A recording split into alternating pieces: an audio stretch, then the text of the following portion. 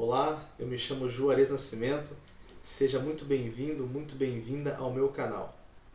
Deixa eu te perguntar uma coisa, será que quando Deus destruiu a terra com chuva, como dito lá em Gênesis 6:12, as pessoas que lá estavam e que morreram, ou seja, que não estavam na arca, será que elas tiveram a oportunidade de conhecer a Deus?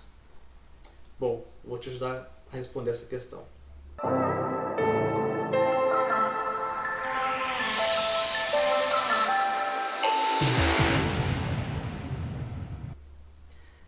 Para iniciar essa resposta, eu digo para você o seguinte: primeiramente dá para dividir Gênesis em dois grandes blocos. Evidentemente que pode ser divididos em outros blocos menores dentro desses dois blocos maiores. Mas para efeito a gente entender essa questão, a gente vai trabalhar nessas duas divisões. A primeira parte divide-se de capítulo 1 até o capítulo 11. E a segunda parte do capítulo 12 até o capítulo número 50. A segunda parte é um pouco mais tranquila de se entender.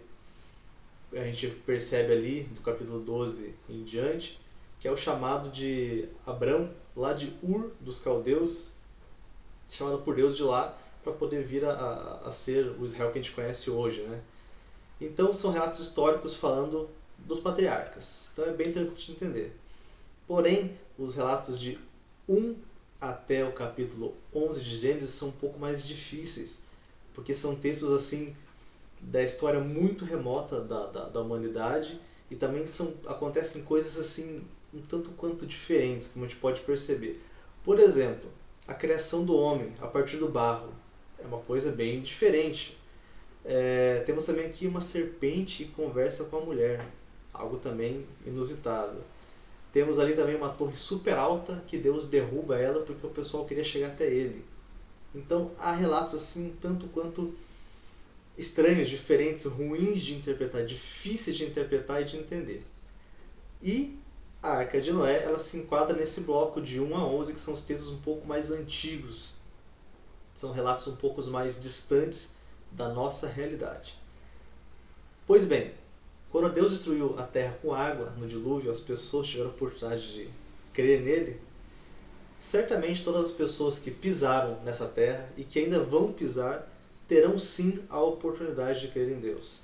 Para a nossa cultura ocidental, a gente imagina que para crer em Deus precisa seguir um rito, um passo a passo. Por exemplo, alguém precisa ir à igreja, ouvir um sermão, o pastor ou o padre fazer o apelo, essa pessoa levanta a mão, vai à frente e oram por ela e pronto. Agora sim ela crê em Deus. Mas não, a gente acaba fazendo com que essa nossa realidade se torne algo universal, quando na verdade não necessariamente o é. Por exemplo, imagine aqueles povos indígenas, lá no coração da Amazônia, ou então lá no coração de uma selva, lá no fim do mundo, lá nos rincões do mundo, onde nada, ninguém chegou ainda, onde o homem branco, onde a civilização não chegou até ele. Será que eles vão para o inferno porque não seguiram esse rito que a gente entende que é o crer em Deus, ir a uma igreja, por exemplo? Ou será que Deus se manifesta a eles de forma diferente? Vamos lá. Outro exemplo. Agora esse já é um exemplo bíblico. Moisés ele não tinha o conhecimento de Deus, mas quando ele está lá apacentando as ovelhas do seu sogro Jetro, ele começa a perceber que uma certa moita, um certo arbusto, começa a pegar fogo. Para ele aquilo é normal, pegar fogo em alguma coisa no meio do deserto, por exemplo. Aquela que a gente chama de combustão espontânea, por vários fatores. Mas de repente ele olhou bem e aquela sarça não queimava. Ela tinha fogo nela, mas ela não se consumia. E quando ele chegou perto daquela moita pegando fogo, ele ouve uma voz dizendo bem assim: Moisés, tire as sandálias dos seus pés, porque este lugar é santo. Você sabia que Deus, nesse momento, ele usou algo que era da cultura de Moisés para poder conversar com ele? Moisés, como sabemos, foi criado no Egito.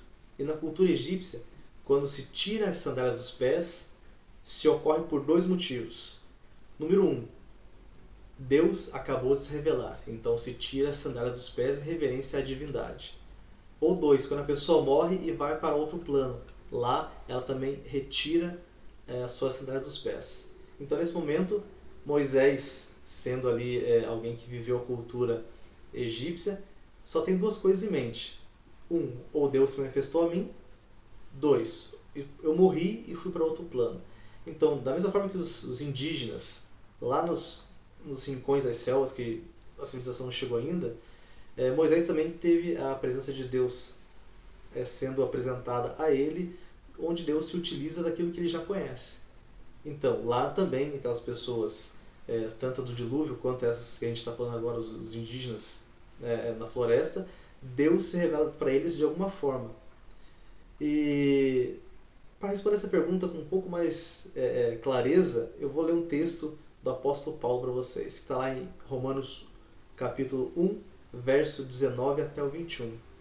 Paulo diz bem assim: pois o que Deus se pôde conhecer é manifesto entre eles, porque Deus lhes manifestou, pois desde a criação do mundo os atributos invisíveis de Deus, seu eterno poder e sua natureza divina têm sido claramente sendo compreendidos por meio das coisas criadas, de forma que tais homens são indesculpáveis, porque, tendo conhecido a Deus, não o glorificam como Deus, nem lhe renderam graças, mas os seus pensamentos tornaram-se fúteis e os seus corações insensatos se obscureceram. Neste texto, Paulo fala bem assim, que desde a criação da terra, até os dias de hoje, até os dias de amanhã, Deus se manifesta às pessoas. Deus se fez conhecer através dos seus atributos invisíveis. E outros textos falam também que a glória de Deus ela é manifesta dia após dia. Ela vai revelando a glória de Deus. Então todas as pessoas que pisaram na terra, desde a criação do mundo até o retorno de Cristo, ou até a sua morte, se Jesus não vier antes, tiveram a oportunidade de conhecer, ainda que seja um lampejo de Deus. Então, respondendo a pergunta, essas pessoas que foram mortas no dilúvio tiveram a oportunidade de crer em Deus? Sim, tiveram. Como Paulo disse, que somos indesculpáveis, porque Deus se manifesta sim para que a gente possa o conhecer. Eu espero ter te ajudado com essa questão. Que Deus abençoe. Curte e compartilha essa mensagem para que mais pessoas possam compreender um pouco mais a palavra de Deus. Deus abençoe, meu irmão. Deus abençoe, minha irmã. Até a próxima.